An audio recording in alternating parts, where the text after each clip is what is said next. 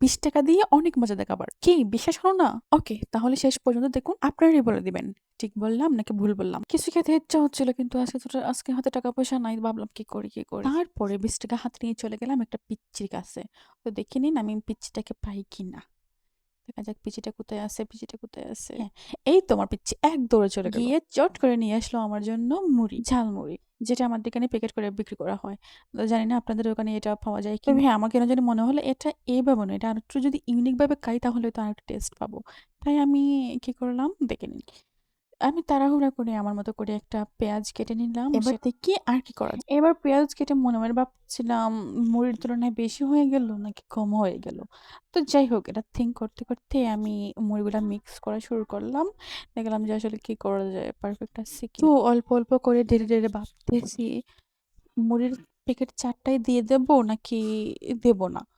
তো এটা ভাবতে ভাবতে মুড়ি বানানোর কাজ চলতেছে। তারপর আবার মনে মনে মনে ভাবতেছি যে আর কি দেয়া যায়, আর কি দিলে বা দিলে ভালো লাগবে অথবা একটু এক্সট্রা টেস্ট পাওয়া যাবে। তো ভাবতে ভাবতে যেই বাবা সেই কাজ, ভাবলাম যে একটু ভাজা মরিচ যদি মিক্স করে দিই, মানে শুকনো মরিচ যেটা ওটা যদি একটু অল্প করে মিক্স করে দিই তাহলে হয়তো ভালো হবে। আর আমি কিন্তু মরিচ মানে ভালো করে গুঁড়ো করে নিয়ে আমি আমার হাত দিয়ে টুকরো টুকরো টুকরো করে নিয়েছিলাম। আর আমার পাশে ছিল নাগামরিচের আচার, যেগুলা কিনতে পাওয়া যায়। তো সত্যি, সত্যি আমি অল্প করে নাগামরিচের আচার দিয়ে দিলাম। ভাবলাম যে দেখি মাখিয়ে নেওয়ার পর কেমন দেখা যায় অথবা টেস্ট কি। তারপর ভাবলাম যে একটু সরিষার তেল হালকা করে দেই, দিয়ে দেখি কেমন লাগে।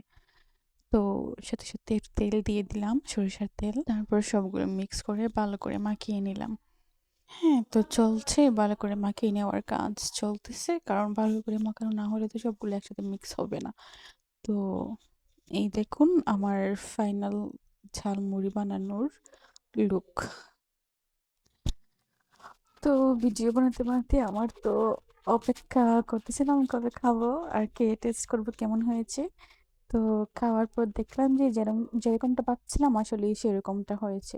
অনেক টেস্টি হয়েছিল। মানে বিশেষ করে নাগামরিচের আচার দিয়েছিলাম আর শুকনো মরিচ এইগুলাতে বেশি টেস্ট হচ্ছিল। আর তার উপর